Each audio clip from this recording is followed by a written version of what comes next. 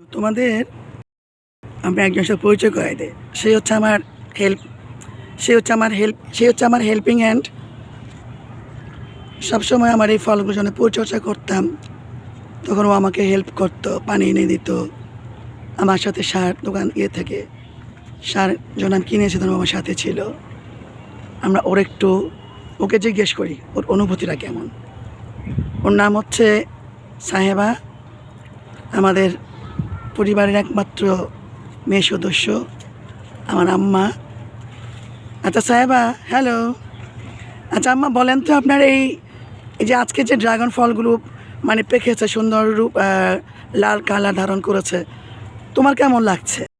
আমার খুবই ভালো লাগছে যে আমাদের কাছে এতগুলো ফল হয়েছে, যে বলার বাইরে। আবার দেখলেই বোঝা যায় যে কতটা মিষ্টি এবং সুস্বাদু খেতে হবে। এবং এতগুলো মশলা দিতে ফল হয়েছে যেটা গণার বাইরে আপাতত, কিন্তু দেখলে সবারই মনটা হয়ে যায় যে নিজের গাছে এতগুলো ফল হয়েছে। এবং সবাইকে এই ফলগুলো যখন দিব তখন সবাই কতটা খুশি হবে যে নিজের গাছে ফল আজকে আমরা খাচ্ছি।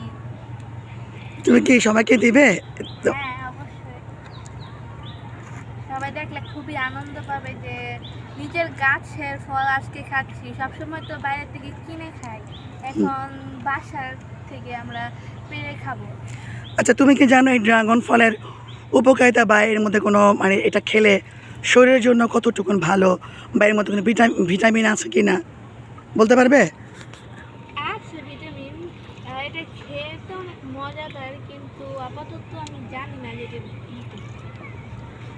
কি বললে? এটার ভিতরে আছে অনেক ভিটামিন এবং খেতে অনেক সুস্বাদু। তবে এটার মতোই, কিন্তু ওটার ভিতরে সাদা অংশ থাকে। তো তোমার কি এমনি খুবই ভালো লাগছে না? হ্যাঁ, মানে এত কষ্ট করার পরে যখন এতগুলো ফল হয় তখন কি বললে তুমি? বুঝলাম না। বললাম এত কষ্ট করার পরে যখন নিজের কাছে ফল হয় তখন সবাই অনেক খুশি হয়। সবার খুশি লাগে, ভালো লাগে। আচ্ছা আচ্ছা, তো ঠিক আছে তাহলে। তো সবাইকে তুমি বলছো যে সবাইকে দিবে? ওকে, থ্যাংক ইউ।